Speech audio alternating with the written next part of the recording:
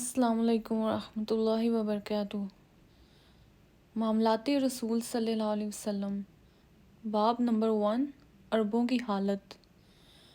مورخین ظہور اسلام سے پہلے عربوں کے زمانے کو دور جاہلیت کا نام دیتے تھے، لیکن موجودہ زمانے کے عرب ممالک دنیا کے امیر اور طاقتور ملکوں میں شمار ہوتے ہیں۔ ان کے پاس تیل کی دولت ہے۔ دنیا عرب ملکوں سے خوشگوار اور دوستانہ تعلقات کی خواہش مند ہے۔ حضرت محمد صلی اللہ علیہ وسلم کی ولادت کے وقت جزیرہ العرب کا زیادہ تر علاقہ صحراؤں پر مشتمل تھا، جہاں ریت کے بگولے اڑتے تھے۔ البتہ جنوبی عرب کے علاقے مون سون بارشوں کی وجہ سے زرخیز تھے۔ جزیرہ نمائے عرب موجودہ سعودیہ عرب، یمن، عمان، متحدہ عرب امارات، کویت، قطر اور بحرین کے علاقوں پر مشتمل تھا۔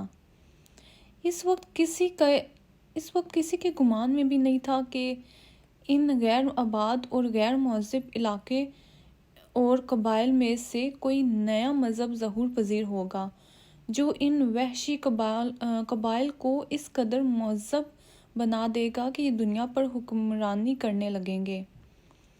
اسلام سے قبل عرب بت پرست تھے۔ لات، منات، عزا ان کے مقبول بت تھے، جبکہ سب سے بڑا بت ہبل کعبہ کی چھت پر نصب تھا۔ اس کے ساتھ ساتھ ان کے ذہنوں میں خدا کا تصور بھی موجود تھا۔ ان کا خیال تھا کہ بت ان کے لیے خدا کے قریب ہونے کا وسیلہ ہیں۔ قرآن پاک میں ارشاد ہے، لوگوں سے کہہ دیں، سن لو، اطاعت و بندگی خالصتاً اللہ ہی کے لیے ہے، اور جن کفار نے اللہ کے سوا بتوں کو دوست بنا رکھا ہے وہ اپنی بت پرستی کے جھوٹے جواز کے لیے کہتے ہیں کہ ہم ان کی پرستش صرف اس لیے کرتے ہیں کہ وہ ہمیں اللہ کا مقرب بنا دیں گے۔ گویا اس طرح اب عرب قبائل کھلم کھلا شرک میں مبتلا تھے۔ وہ سورج، چاند، ستاروں، پتھروں اور آگ کی پرستش بھی کرتے تھے۔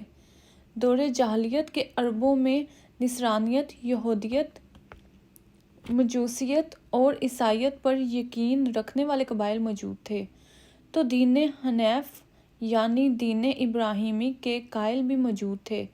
البتہ انہیں یہ علم نہ تھا کہ دین ابراہیمی کیا تھا اور اس کے مطابق خدا کی عبادت کس طریقے سے کی جاتی تھی۔ الہامی کتب محفوظ نہیں تھیں اور ان میں اس قدر تحریف کی جا چکی تھی کہ اصل اور نقل میں امتیاز ناممکن تھا۔ ہر دین کی بنیاد صلاۃ اور زکوٰۃ کے نظام پر رکھی گئی تھی، لیکن اس کے متعلق معلومات بہت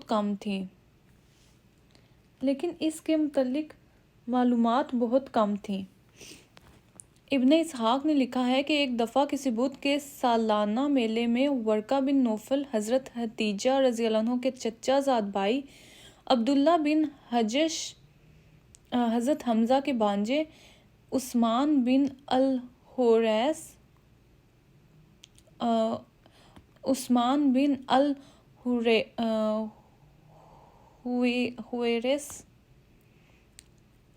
اور زید بن عمرو حضرت عمر رضی اللہ عنہ کے چچا شریک تھے۔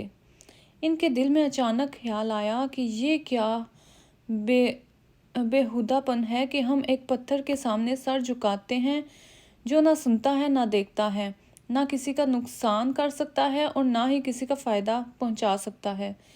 ان سب کا تعلق قریش کے خاندان سے تھا اور وہ دین ابراہیم کے متلاشی تھے۔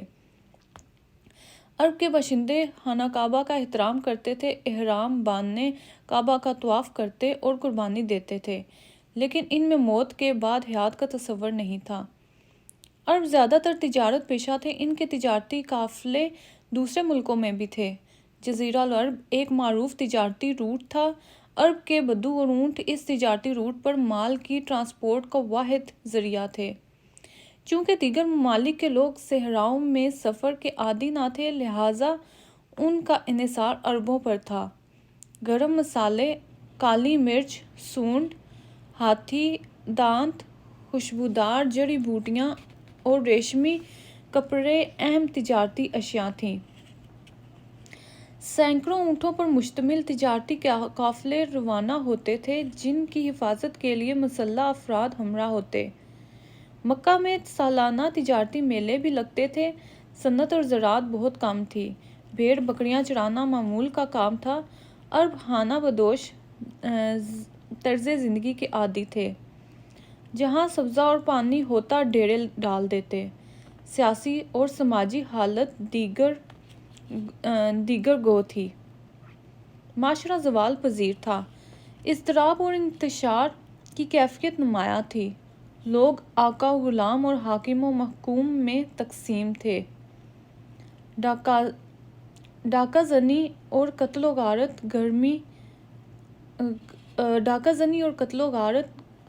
غارت گری عام تھی۔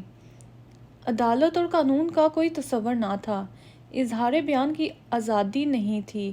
عرب انسانی حقوق سے بھی ناآشنا تھے۔ انسان اپنے مقام سے اس قدر تک گر چکا تھا کہ اسے حقوق اللہ اور حقوق العباد کا کچھ شعور نہ تھا۔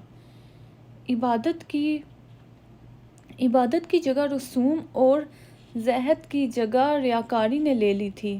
لڑکیوں کو زندہ درگو کر دیا جاتا تھا۔ قرآن میں ارشاد ہے، جب ان میں سے کسی کو بیٹی پیدا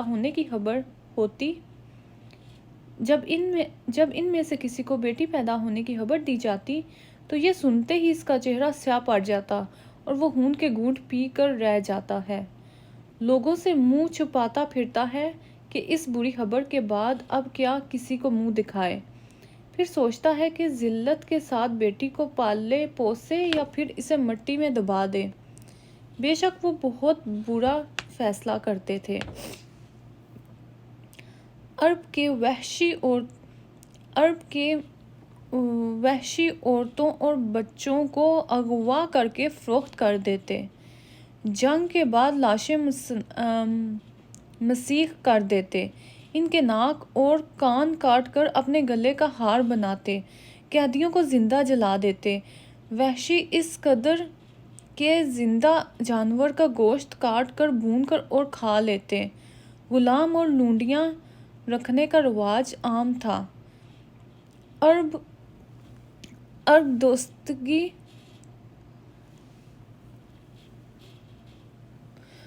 دوستگی بہنوں سے شادی کر لیتے اور بیک وقت کئی بیویاں رکھتے۔ مرحوم باپ کی بیویاں بیٹوں کو وارث میں مل جاتیں جن سے وہ سگی ماں کے سوا نکاح کر لیتے۔ عورت آزادی سے اپنی پسند کے مرد کو نکاح کا پیغام بھیج دیتی۔ سود خوری، شراب نوشی اور زنا کاری عام تھی۔ مزدور اور کسان سود خوروں کے شکنجوں میں پھنسے رہتے تھے۔ عربوں کو اپنی زبان پر بہت ناز تھا۔ شاعری کا شوق بھی عروج پر تھا۔ امرؤ القیس عرب کا معروف شاعر تھا۔ عرب شاعر اپنے معشوق کی تعریف کھل کر کرتے اور غیر اخلاقی حرکتیں تفصیل سے بیان کرتے۔ عرب لوگ جہالت کے باوجود سخاوت، مہمان نوازی، ایفائے عہد، خودداری، عزت نفس اور بردباری کی خصوصیات بھی رکھتے تھے۔ جنگ کے دوران جرأت اور شجاعت کا مظاہرہ کرتے جبکہ تکلیف میں تحمل اور برداشت سے کام لیتے۔ زیادتی کا بدلہ لینے کے ساتھ ساتھ اور قبیلے کے کمزور افراد کی حفاظت اور کفایت کرتے۔ مجموعی طور پر عرب معاشرہ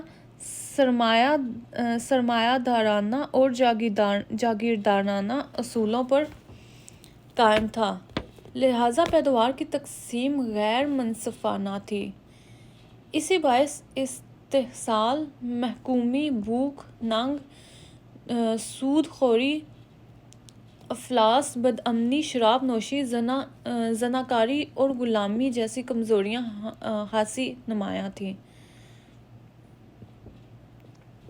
قرآن کے